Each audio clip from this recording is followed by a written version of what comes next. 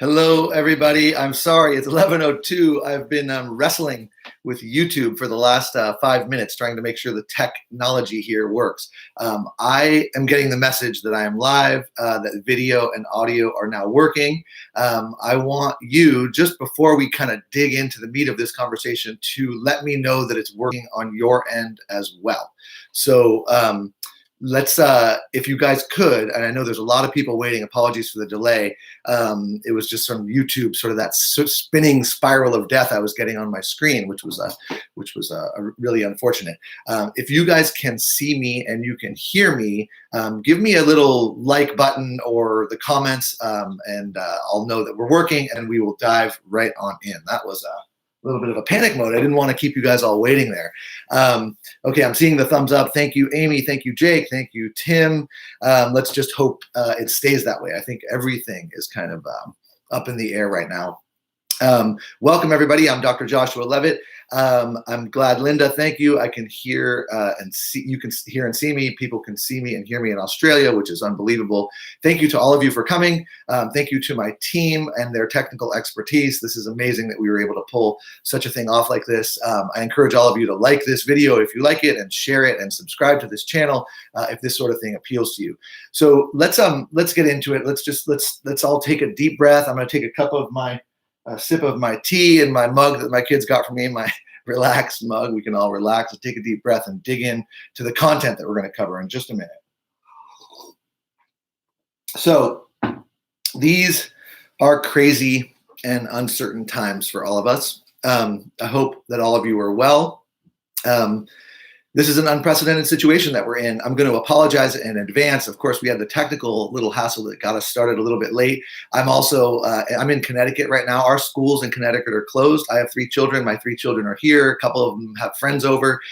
They've been told to be quiet. My house is a little bit more chaotic, and I think I'm just like the rest of you right now in terms of everything kind of being upside down.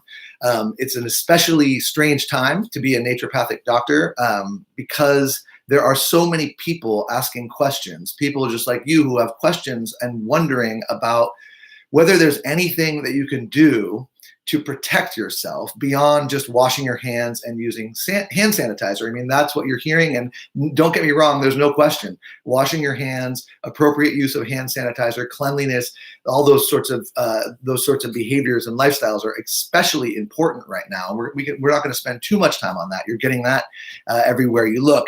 But people are especially interested in things beyond the hand washing and the hand sanitizer. And we have to be really careful here because this is sort of uncharted territory. We have a novel virus that we're talking about, and hasn't been the time or the resources, of course, mostly just the time and the bandwidth to devote to the study of the sorts of things that we're going to talk about here, the vitamins, the minerals, the herbal medicines, and we're going to get to all that in the second half of this presentation.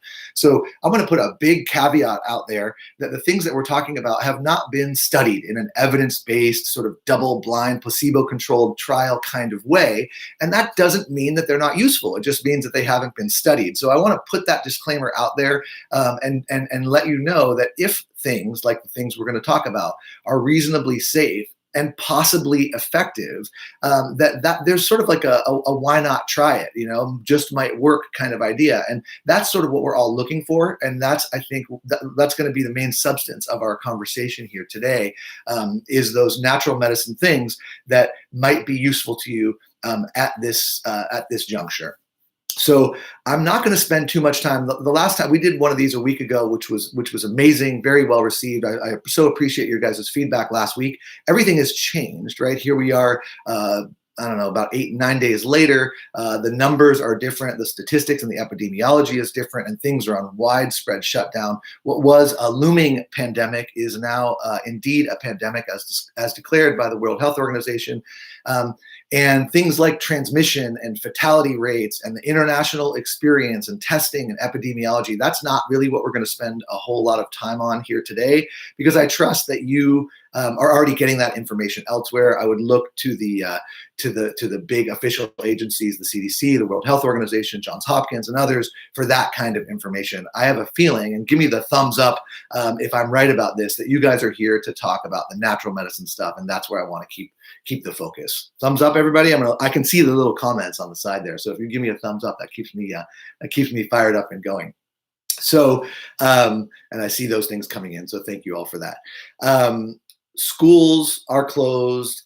Events have been canceled. We are all going to be living differently for a while. I want to encourage you all to understand, and this is not fear-mongering, this is probably just the reality of a situation like this. A lot of people are thinking about this as kind of like a COVID-19, a coronavirus storm, right? And here in Connecticut, we know about these storms. They come in, and then we deal with the consequences of it. We shovel the snow out, and then we move along, and it's sort of a couple of days or maybe a week of disruption.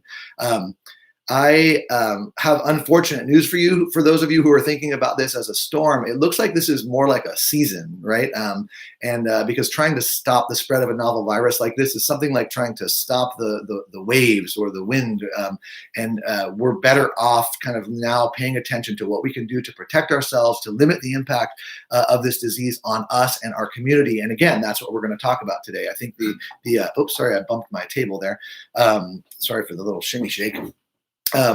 So yes, we're all going to be living differently for a while, and we're in for a season. This isn't just a weekend, or probably not even just a couple of weeks. And in that regard, and I'm just going to reiterate what you are hearing somewhat in the mainstream media, maybe with a slightly different angle on it for those of you who haven't been paying so much attention there. What we're all doing with these school closures and whatnot is something called social distancing. And the idea there is that we're going to limit contact or decrease the amount of contact that we have with each other for the purposes of one primary outcome. And what that is to so-called flatten the curve. That's really what the goal of all this societal disruption is. And let me help you understand what that means. We're in the midst of a pandemic. The virus is spreading around. It's in our communities. We've had a lot of problems with testing in this country. I don't want to get into the politics of that, but we haven't been testing very much at all. And so as a result, it's quite likely at this point that the disease is already widespread. We have confirmed cases in at least 42 states as of this morning. And what that means is we're looking at a curve that's going rapidly upward, right? And as you've learned, this disease in most people doesn't cause severe illness. But there's a good chunk of people in whom it does cause severe illness. And if a lot of people get the infection all at once, the curve goes up steep like that, that chunk of people who get that severe illness represent a significant portion of our population. And that severe illness is a tough one to manage from a doctor sort of hospital clinic-based perspective. And the concern is that if we have a spike like this, a curve that goes up like that we could easily overwhelm our capacity to deal with people who are severely ill. Ventilators are in short supply already, and those are the sorts of things that are concerning. So we are all in this together. We are doing social distancing for the purposes of flattening that curve. It's probably not going to flatten out completely, but if we just slow it down and we don't get this, and instead we get something like this, then the hospitals, the doctors, the nurses, the overworked healthcare system can probably handle the influx if it comes sort of more slowly and as a slow graded curve. And that's why social distancing matters. I'm going to share with you a metaphor here, and then we're going to get into the good stuff. Many of you who know me already know that in addition to being a naturopathic doctor, I also am a bit of a beekeeper. I'm a hobbyist beekeeper. I have a beehive in my backyard, and I collect honey from them, and honey is amazing in all kinds of ways, and so are bees for that matter. Bees, one of the things that's interesting, and I want to share with you, I know this sounds like a non sequitur, but the point is real, is that bees work together, right? They don't think of themselves as individuals. What is good for the bee is good for the hive. What is good for the hive is good for the bee. And it's really important. I think one of the lessons that's going to come out of this social distancing project that we're now doing, which is really unprecedented, is going to be that we're all going to get an understanding that public health is really a public problem. We are all in this together. And I want you guys to understand that. This is the reason why some of us aren't going on our vacations or canceling our school events, is to protect others of us, right? It's sometimes not about us. And this is one of those situations where I think it's really important that we all sort of stick together and think of ourselves as members of a large, for the greater good, in the same way that the bees do. So everyone's talking about everything being canceled, and indeed sports events and airline travel, vacations, conferences are canceled. I want to point to something that I think is an emotional connection that you can all relate to, and then we'll get into the microbiology and the nutrients and whatnot. There's a bunch of things that aren't being canceled, and I think it's important that we pay attention to that, and helps us sort of think of our preparedness and what we can make of this unpleasant situation, and see the sort of like the silver lining, so to speak. Your family has not been canceled. Your friends have not been canceled. Your imagination is not canceled. Conversations can still persist. Those aren't canceled either. Music is still with us. Art is still with us. Long walks have not been canceled. The beach is not canceled. The lake, the river, the mountains haven't been canceled. Books are not canceled. Hope is also not canceled. And then perhaps most importantly, the care of yourself. Self-care has not been canceled. And now we're going to get into why this is really, really meaningful. So I hope that's sort of a touching way to look at, like, we're all in this together. There's a lot that hasn't been canceled, and we can kind of reflect within.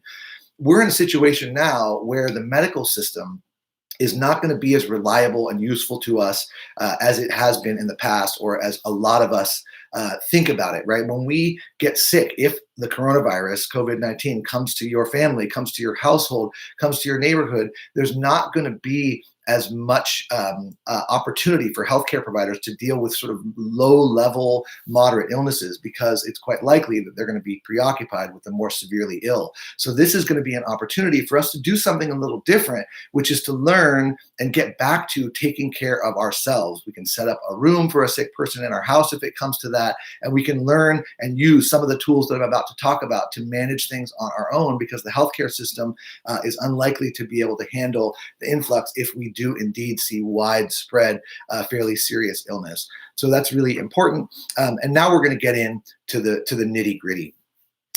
Everybody with me so far? Everything is still good. Technology is working for us. I'm glad about that. Once again, I'm going to reiterate, I would so much appreciate it if you guys like and share and subscribe. You can do all that stuff. It's much appreciated. Feel free to share the video to those who you care about. Right now is when we're going to get into the good stuff. And with respect to that good stuff, I'm going to reiterate the point I made at the top, which is that this is a new infection, and the things that we're going to talk about today don't have a solid evidence base, right? And that shouldn't deter us from talking about them. We're not making statements about curing or even treating a disease from an evidence-based or medical literature perspective. We're talking about being reasonable, using tools like diet and lifestyle and nutrients and herbs and the sorts of things we're going to talk about here shortly, in a reasonable, rational kind of way, understanding that the evidence at this point doesn't support them. But when we're talking about things that are safe and are historically useful, and have a broad base of safety, our question about whether or not they're effective, we might say we just don't know, and that's because they haven't been studied, and that's okay. We can live in that uncertainty. But that's a qualifier, sort of a disclaimer for all of you, as we get into the details of the natural treatment considerations in a situation like this. So let's start now by talking about infections, microbiology in general. I'm just going to move my notes here a little bit. When I think as a naturopathic doctor about infections, now we're talking about coronavirus infections, but this same information applies to any infection. Every infection is a relationship. Okay, I know that sounds like a weird thing to say. A relationship between who? A relationship between an organism, in this case, a novel coronavirus, and a host, in this case, you, or more specifically, your lungs, your mucous membranes, and your respiratory tract. Every infection is a relationship between an organism and a host. And the outcome of that relationship, whether it goes well or goes badly, is determined or depends upon features that are related to both the organism, again, a virus in this case, and the host. And that's a really, really important concept, because it starts our conversation about all the other things we're about to talk about now. Let me give you another metaphor. You've all heard and seen the situation, let's say on the African savannas, where an animal like a cheetah or a lion is chasing after a herd of antelopes, right? We know that scenario. The antelopes run away, and the cheetah has its way, catches the one that's the weakest, the slowest, that can't run as fast as the others, right? That's sort of the situation. adaptation. The strong survive. It's very Darwinian, if you will. The survival of the fittest. The weaker ones, the ones with the sore legs, the ones who are sick, the ones who aren't doing as well become fall victim and become prey to the cheetah or the lion. Well, interestingly, this particular coronavirus, and not all infections are like this, but this particular coronavirus is very similar to the cheetah or the lion. It seems to attack or be the most dangerous for those who are the weakest. And I don't mean strength in the muscle sense of the word, but immunological weakness, immunological strength is what I'm referring to here. And so there are a bunch of things that determine immunological strength.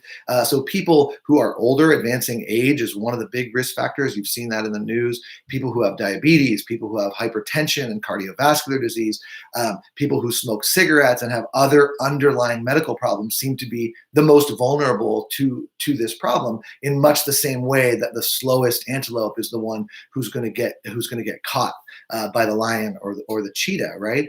And so our goal, and what we're talking about here today, is to do everything that's in our power to keep ourselves at the front of the pack, to keep ourselves running faster, right? To be the strong, fast antelope that stays at the front. Thank goodness this virus doesn't seem to affect children so terribly badly, which is really great. They are, in a lot of ways, at the front of the pack. They have strong, competent immune systems, tend to be generally healthy, unless they have a chronic disease. And so that's what we're talking about, is to try to have that youthful, vital, immunologic energy to keep us at the front of the pack.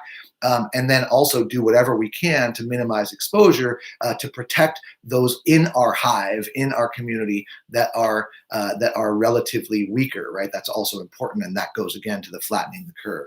So the goal here, and what we're about to talk about now, is we are about optimizing our health in the face of this kind of a threat, especially the health of your immune system, so that it can do what it is best at doing, which is being a defense system for you. So here is how that is done. If there was a time where you wanted to take notes, oh, and by the way, my notes from the previous webinar last week are available to you. You can get those in the comments section or in the description below, and I will make the notes from this conversation available too. The part that I'm going to talk about now, the nitty gritty natural medicine stuff, is where you're going to want to take notes if you like to write things down. So this is where that starts. Here is how you keep a competent immune system to keep you at the front of the pack. It all starts with food, what you eat and what you don't eat. I am an advocate of a minimally processed, plant-based, anti-inflammatory diet. And here's what that means. We're not going to spend a ton of time on diet here. It means eating foods that come from the earth in a minimally processed, single ingredient form. I'm talking about things like vegetables, fruits, beans, whole grains, nuts, and seeds. These are the things that don't have any other ingredients except the food itself, right?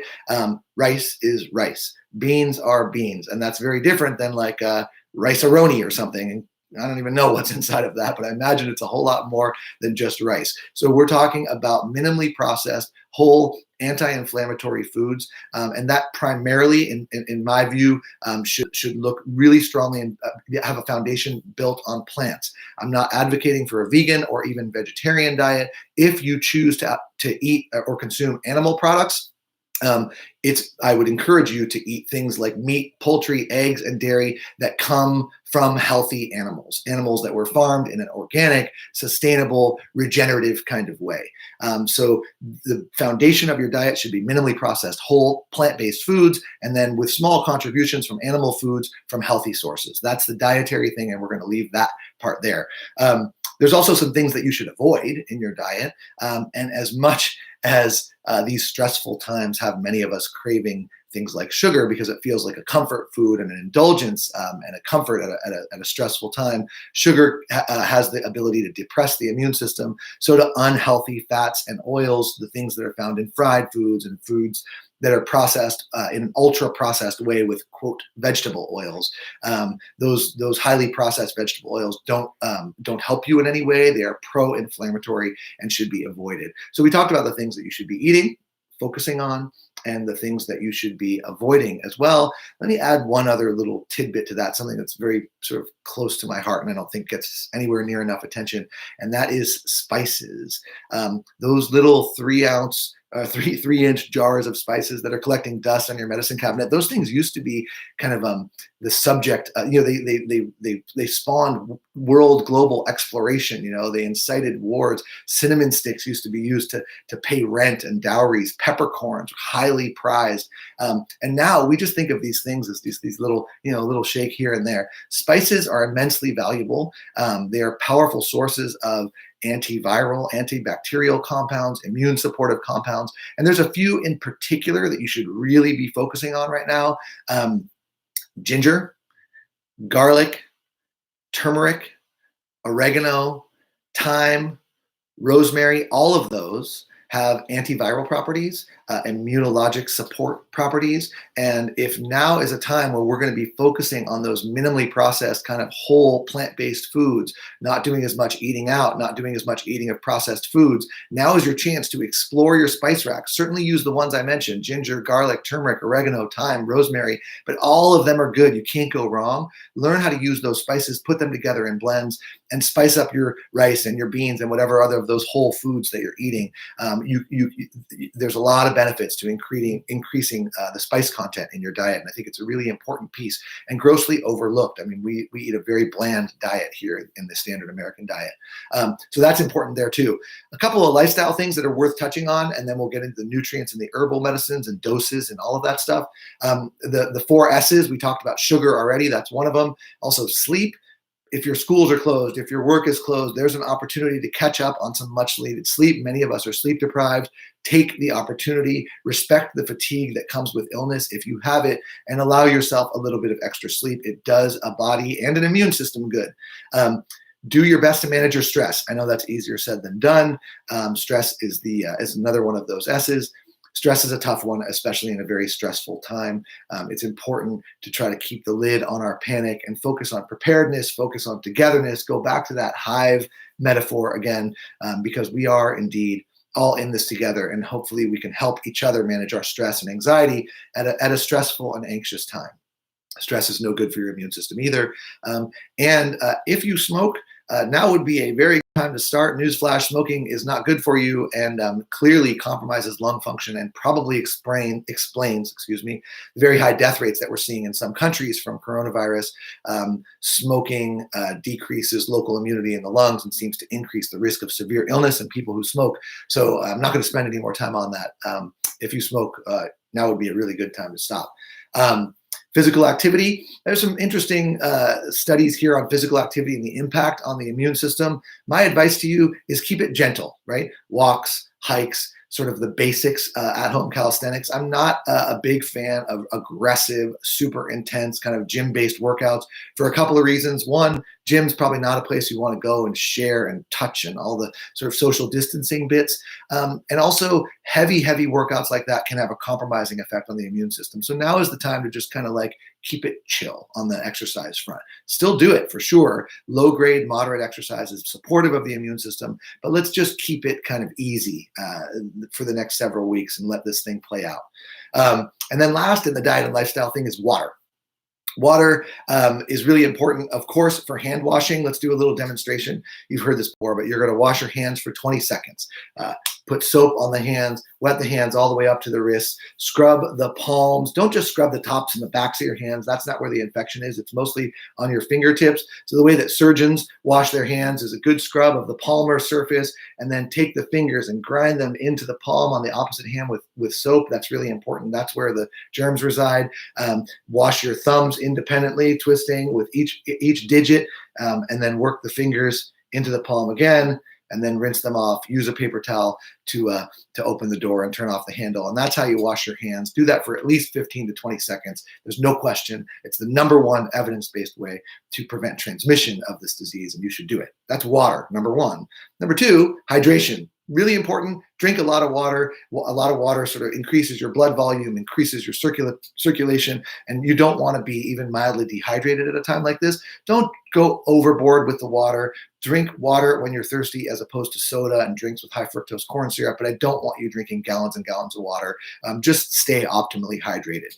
And then lastly, humidification. If you have access to a humidifier, it does appear that generally in other viruses that high humidity concentrations are good for decreasing viral replication and transmission. That's probably one of the reasons why viruses in general including this one, and influenza-type viruses have do some more spreading during the wintertime. The air tends to be drier, we're heating it. So hydration, humidification, and hand washing, and that is the beauty and the benefits of water in a situation like this.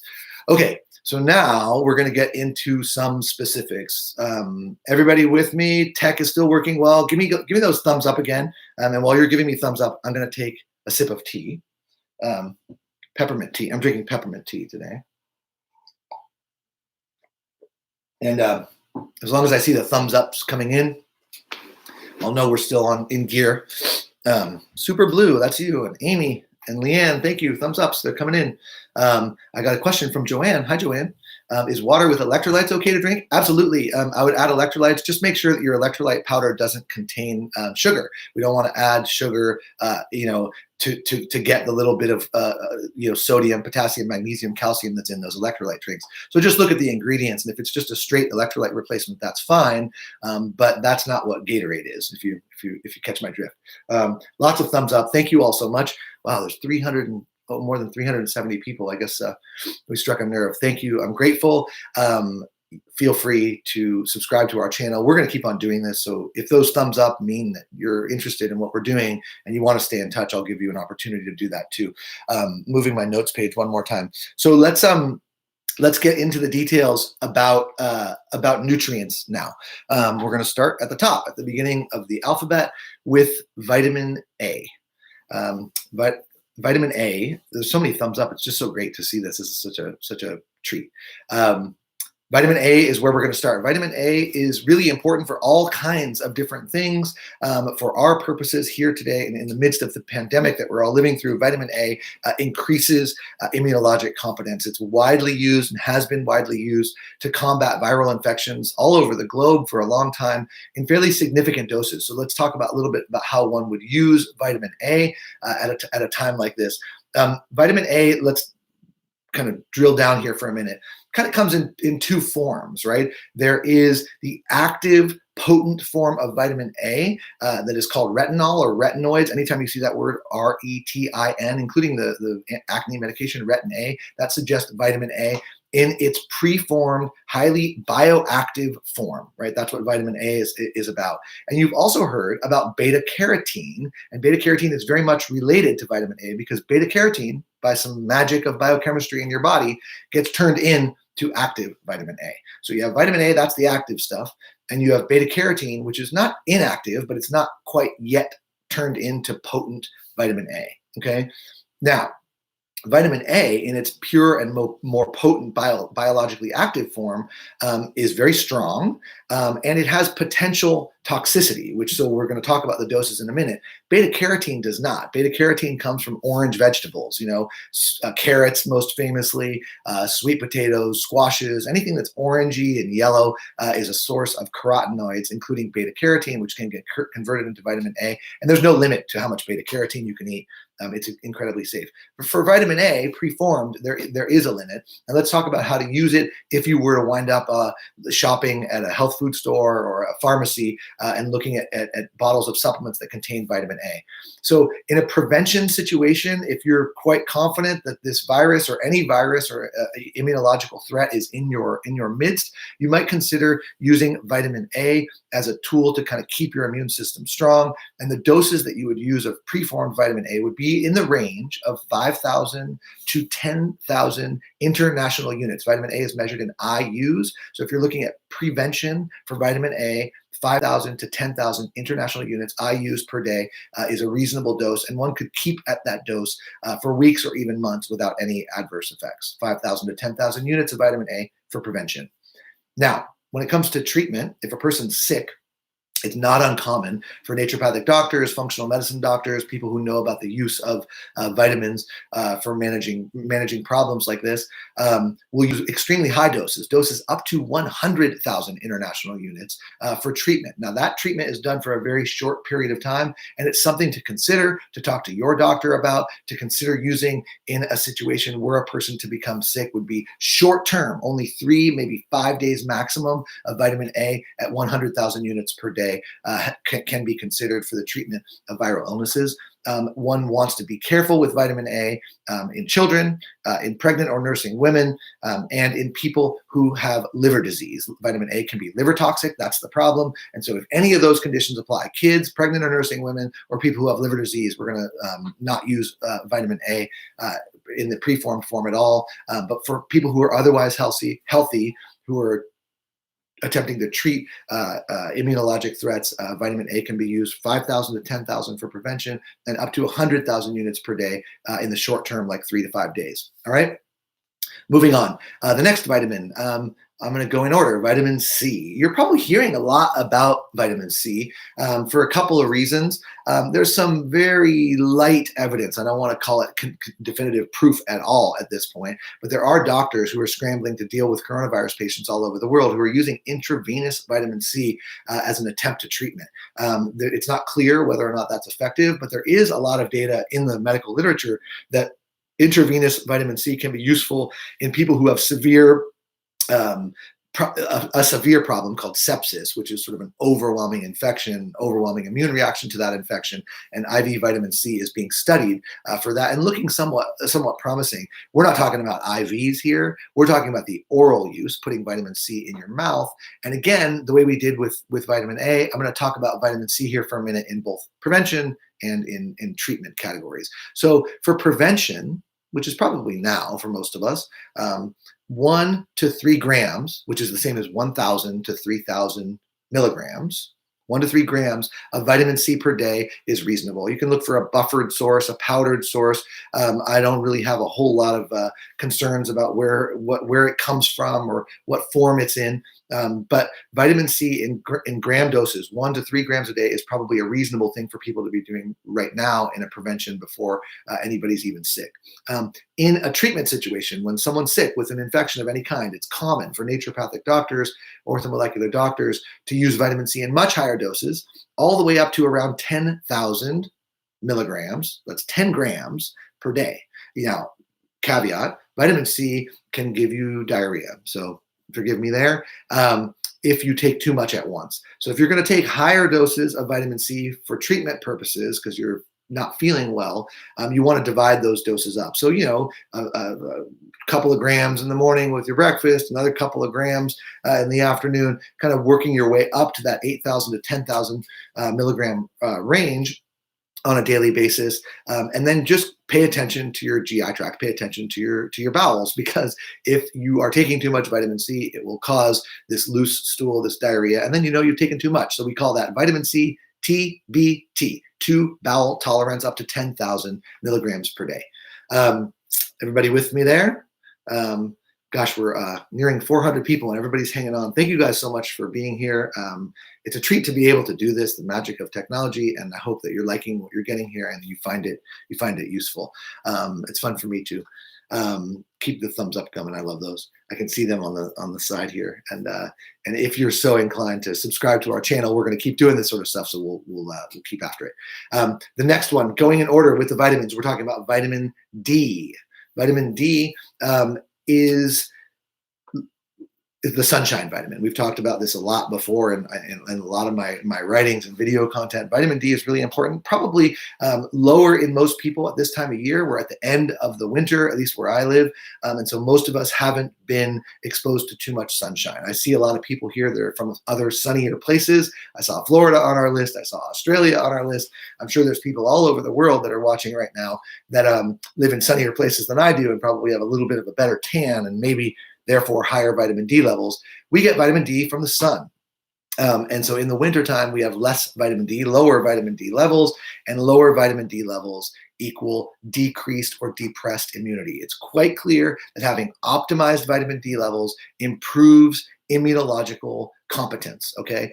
And in a lot of cases, I measure vitamin D levels. It can be done with a simple lab test. I don't know that you need to do that right now, but if you're talking about laboratory test values, I would probably shoot for a target of vitamin D in the 40 to 60 range. That's the laboratory target that I'd be after, and a lot of people are much lower than that. But it's the winter and there's a virus going around. So vitamin D is reasonably safe. It's actually very safe at reasonable doses. And so here's one of those areas where, does it work? Has it been proven against this coronavirus? No, of course not. The coronavirus is new, but vitamin D is safe, and it's well known to improve immunologic competence. So why not take a little extra vitamin D? What I'm talking about now is doses in the range of 2,000 to 4,000 international units. That's the IU that you will see on a label of nutritional supplement bottle. 2,000 to 4,000 international units per day is a reasonable dose. And if you didn't want to take it every day, you could take a higher dose, maybe like 10,000 every other day or every third day or something like that, trying to get your vitamin D levels into that 40 to 60 range. And right now, for the next several weeks, it would be perfectly reasonable for people just to optimize their vitamin D levels, even without knowing their laboratory test. And doses of 2,000 to 4,000 units a day are not going to hurt anyone. Those are safe and reasonable doses. So that's the story on vitamin D. Jumping now to the end of the alphabet, zinc. Zinc is getting a lot of attention these days. Zinc is a mineral. It's found in the earth. And zinc is one of the only minerals that actually has fairly significant evidence on improving immunologic response, shortening the severity and the duration of colds, of common colds. And common colds, as many of you probably have been made aware recently, are often, but not always, caused by coronaviruses. This particular coronavirus is a different strain, but they are a family of viruses, much the same way that a Chihuahua and a Great Dane are sort of in the same family. They're both dogs, but they're very different. And the common cold is often caused by coronaviruses. And this particular COVID-19 illness is also caused by a coronavirus. And there is evidence from previous studies that zinc can attenuate, that is to say, decrease the severity and duration of colds. Zinc is used both, again, for prevention and for treatment for viral illness, and commonly used in prevention doses in the range of 15 to 30 milligrams daily. It seems to work best when zinc is taken in a lozenge, because zinc appears to affect the way that the virus binds and attaches and replicates in the mucous membranes of the throat and the respiratory tract. So when you suck on a zinc lozenge, that zinc is sort of spread around in the oral cavity and maybe has the effect of decreasing viral attachment, viral replication. So doses in the 15 to 30 milligram range are typical for preventative purposes. And then for treatment purposes, up to 75 milligrams a day is not uncommon. 75 milligrams of zinc, usually in the gluconate form, acetate form, appear to work the best, and look for lozenges that contain as much of the zinc in that dosage range. Another little caveat and disclaimer about zinc. If you take too much zinc at once, you might get nauseous. It's not a terrible nausea, but it certainly happens. And everybody's tolerance for zinc is different. Some people get nauseous at 15 or 20 milligrams. Other people can tolerate 50 at once. But if you start taking zinc and you start feeling nauseated, or like you're going to vomit or feeling pukey or something, it might be the zinc. So watch out. And if it is, consider two things: taking it with food, and also taking it in divided doses, right? So just don't decrease the amount that you take at any one time, and that will help your tolerance for zinc and decrease the risk of nausea. Lots of comments coming in. Thank you all for being here. We're almost there's almost 400 people with us, which is amazing. It's nice to have you all in the community. We have our own little beehive here, like I was talking at the beginning, supporting each other, and that's great. So two more nutrients, and then we're going to get into herbal medicines. This one, and I really want you to pay attention here, is one of my favorites. It's a nutrient that's called N-acetylcysteine. We call it NAC. That is N as in Nancy, A, C for short. This is something that's readily available at health food stores and pharmacy shelves. In fact, it's kind of more obscure, so it's probably one of the things that's still available. A lot of the kind of nutrients and herbs and supplements that have names like immune support and whatnot are already sold out at health food stores, but not as many people know about N-acetylcysteine, but you do now, and we're going to talk about it in just a second. Look for N-acetylcysteine. And what N-acetylcysteine, it does a couple of things. There are studies where people who consume N-acetylcysteine are more likely to develop something called an asymptomatic carrier state, or an asymptomatic infection, if you will. Let me explain what that means. In any infectious outbreak, coronavirus, influenza, whatever. There are always people who get exposed to the infection and don't get sick. And that is who you want to be, right? That's who you want to be in this situation. Every year when the flu passes through your town and mine, there are individuals who get exposed to the flu, who develop antibodies against the flu and never even knew they got sick. They never had a symptom. They never had an ache or a pain or a fever or anything. That is who you want to be. That's how the immune system is supposed to work, right? You're supposed to get exposed. The immune system goes out and deals with it before you ever even knew what happened, right? That's what's called an asymptomatic infection or asymptomatic carrier state. So, and that can happen with coronavirus too. As you've heard, many, many people, up to 80% of them have mild or even asymptomatic carrier states, which is a problem in some ways because they can spread the infection. They don't even know they have it. But it's also great if you're one of those people. If you got sick and you didn't even know that you had it, well, that's a pretty good situation. Now, we're talking about N-acetylcysteine. NAC helps people increase the chances that they become an asymptomatic carrier. And this has been shown in research repeatedly with viral infections. So when people have NAC in their system, there is some increase in your ability to kind of handle an infection without it taking you down, keeping you at the front of the pack, so to speak.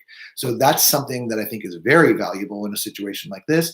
And then add to that, the N-acetylcysteine is also, it's called a mucolytic agent. And mucolytic means breaks up mucus. And so when people are suffering from coughs that develop a lot of mucus consolidation inside the lungs, when people get bad coronavirus, they get a pneumonia, and N-acetylcysteine can be useful there too as a mucolytic agent. Again, no evidence about coronavirus, this COVID-19 and N-acetylcysteine because the virus is too new. It has not been studied, but N-acetylcysteine is safe, and it's a reasonable thing for you to be considering at this time, both on the prevention side and in the treatment side, if that becomes necessary. So that's N-acetylcysteine. Oh, doses. NAC, most of the research and the way that I typically use NAC for many, many years is in total daily doses of about 1,800 milligrams per day. I usually divide that out, maybe 600 milligrams 3 times a day. That gets you to the 1,800. Or 900 milligrams twice a day sometimes. It depends on how much is in the capsule. So try to get up around 15 or 1,800 milligrams a day of N-acetylcysteine if you're taking it alone. If it's combined with other things in an immune support blend, it's possible that lower doses might be effective as well. So that's N-acetylcysteine. All right, moving on. Everybody good? Text still working?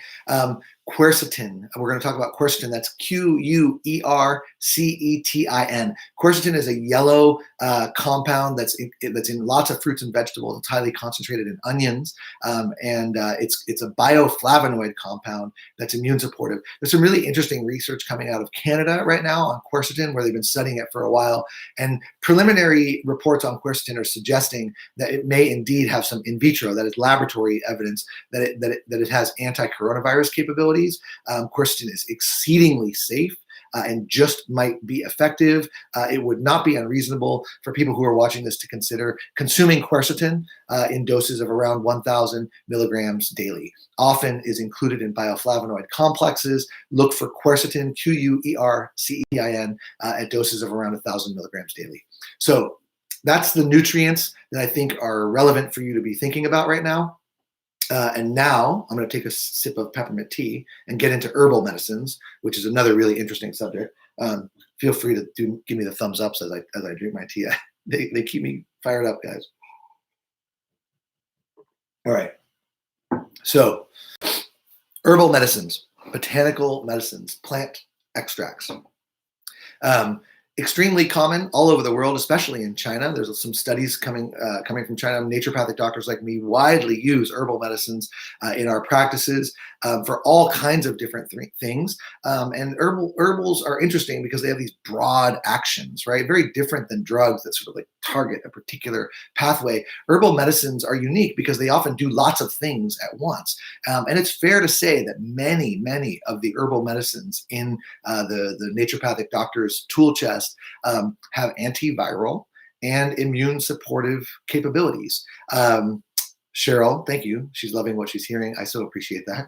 I think you'll really like the herbal medicine section here too. We're talking about herbs and their multifaceted activity. There are many, and there's a whole lot of research about herbs of various different sorts. We're going to talk about them in a minute. That have antiviral and immune supportive capability. And so again, here we are with this lack of evidence. And, there's big agencies, government agencies like the FDA that are shutting down conversations on social media outlets because people are making claims that are unsubstantiated, right?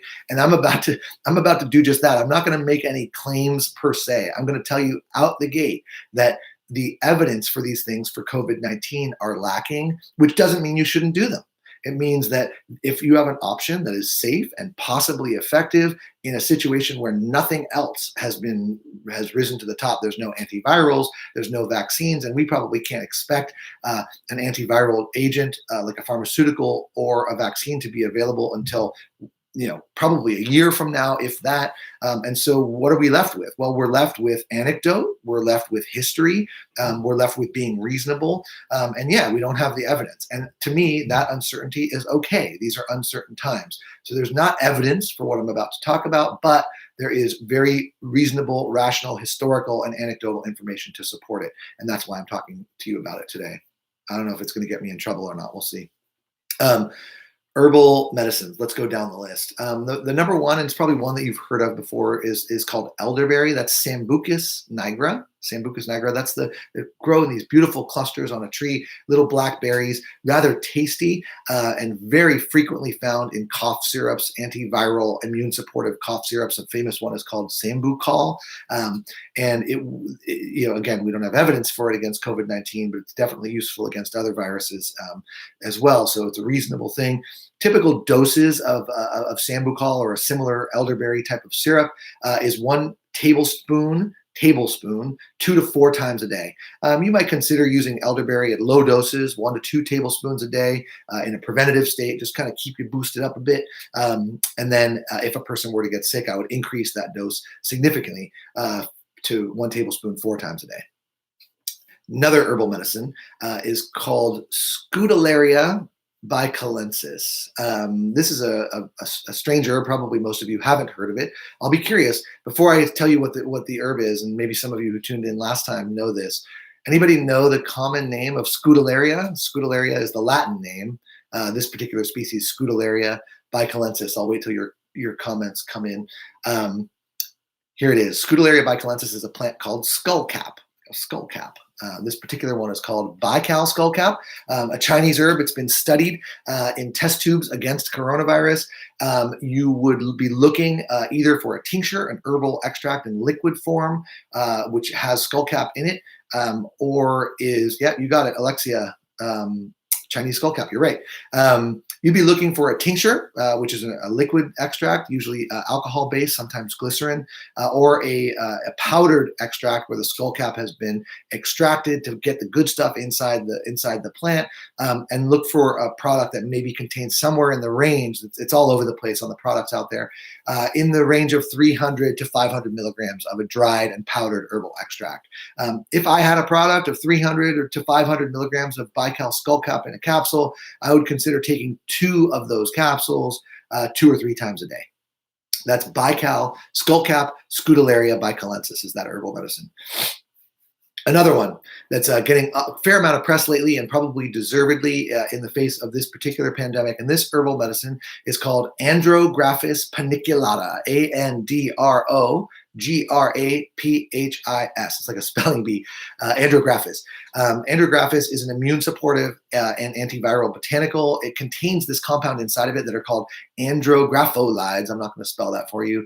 And so when you see Andrographis in an herbal extract, you'll often see, if you look closely at the fine print on the back, that this product has Andrographis paniculata, that's the name of the plant, and then it has a concentrate that has a particular percentage, maybe 5, maybe 10, maybe up to 20% of those andrographolides, right? So the company who's extracted the Andrographis, made an extract out of it, has checked and measured and found and proven that there's a certain percentage of andrographolides in there. I would look for one that has at least 10% and try to take 50 to 60 milligrams of andrographolides per day. So if you got a 500 milligram capsule of andrographis and 10% of it was andrographolides, that would give you your 50 milligrams. So that's andrographis, a useful herb and flying off the shelves right now out there in health food stores because of its antiviral capability.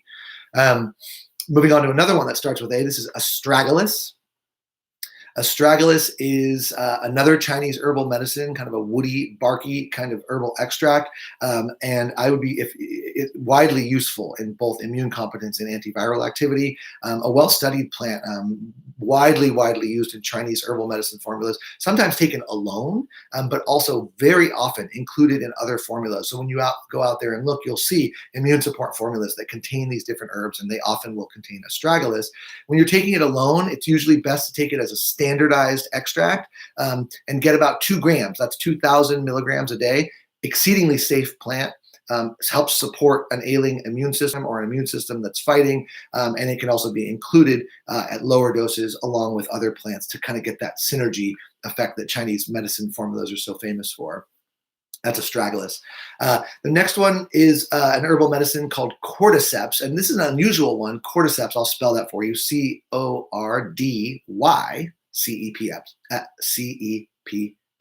Cordyceps. And that's a mushroom. It's actually a fungus. A powerful one that seems to, amongst the sort of mycological community, the mushroom studiers, have a special affinity for infectious agents inside the lungs. Cordyceps is widely used in breathing disorders, including infections. And so it, again, is getting a lot of press in the herbal and mushroom kind of community. There is such a thing for its potential use in this situation.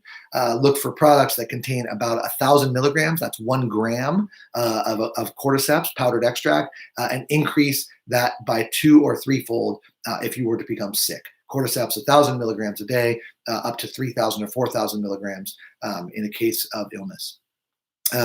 Another compound derived, an herbal extract that's derived from a plant called larch, and that's a tree. And the stuff inside that tree is called a larch arabinogalactan. I'm doing spelling bee here, A-R-A. I will give you all my notes after, by the way. Arabinogalactan, A-R-A-B-I-N-O-G-A-L-A-C-T-A-N. Larch arabinogalactan. That's an extract from this botanical medicine called larch. 1,000 milligrams a day of larch, widely used in the herbal medicine community for viruses of all sorts to help increase immune defenses and may even have some antiviral activity directly. So that's something to consider as well. Look for larch either on its own or in a formula where it is often included alongside many of the other vitamins, nutrients, minerals that we've talked about here today. And then there's and I think this is the last one on my list, monolaurin. I'll spell that for you too, M-O-N-O-L-A-U-R-I-N. Monolaurin is derived usually from coconut. It's a modification of a substance called lauric acid, which is found in coconut. And it's, again, very frequently used by naturopathic doctors and in the herbal medicine community at doses around 300 milligrams per day, usually taken with food in cases of viral illness. So that's monolaurin. A few more herbal medicines on my list. I'm kind of going to go through rapid fire as we're nearing the end of the hour here, that you will often see included in Chinese formulas and probably deserve your attention too.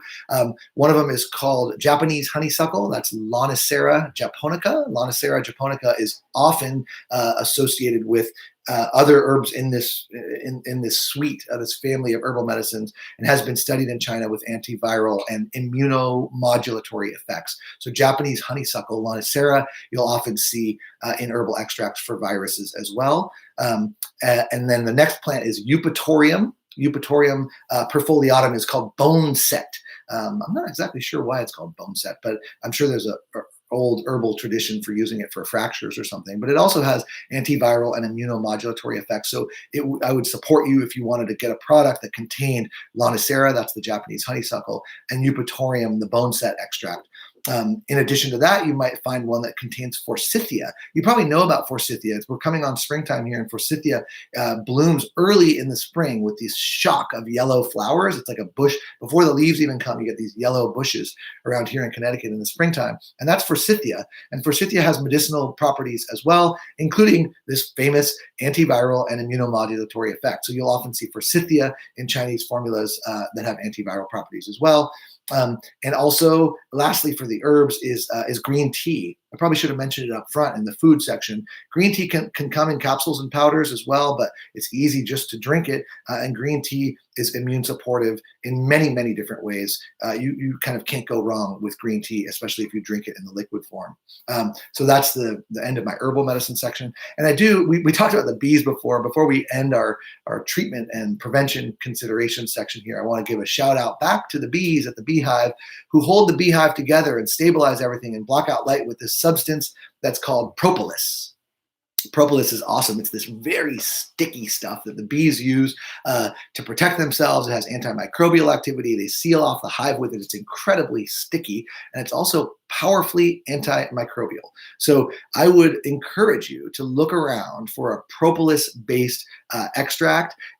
Often it's extracted into alcohol or glycerin and put into a spray to spray inside one's throat.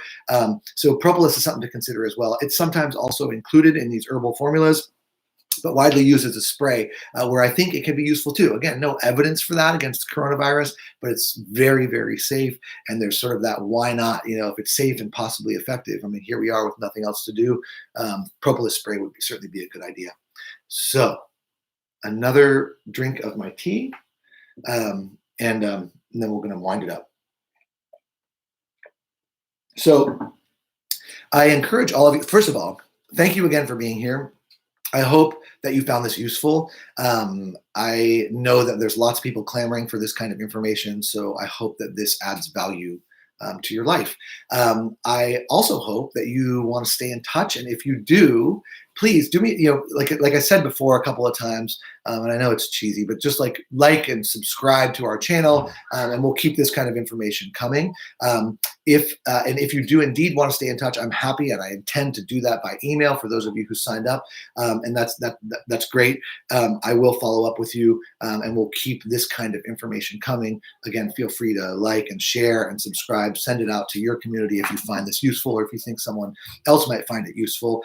If you have any additional questions, things that weren't covered. So we've had nearly 400 people here this whole hour, which is amazing, and I'm grateful for that. It's hard for me being here alone to, especially with a bunch of kids in the background, I can hear them getting restless, to monitor the comments all at the same time in real time. So please ask your questions. I and my team will review those questions, and we will stay in touch via email to all of you who are interested in continuing this conversation. It's my intention to sort of stay with you. I can tell that this is something that people really appreciate, to just kind of stay in touch as we move along. This is a great venue, these YouTube lives, and we'll stay in touch by telling you when the next one is, and hopefully as we weather this storm, as we weather this season, if it turns out to be that, we can stay in touch on other health-related topics as well. Of course, we're keeping our focus now to the pandemic that is upon us. I hope you all stay safe, and I hope you all can kind of direct the attention a little bit inward, stay in touch, and kind of dial yourself, lean in to all that stuff we talked about at the beginning: the long walks, the books, the music, the family, the friends, the love, the community. None of that stuff has been canceled. We are in this all together. I hope you found this information useful, and I'm going to sign off for now. It was so good to be with you guys today, and I will look forward to being in touch soon. Take good care, everybody. Bye-bye.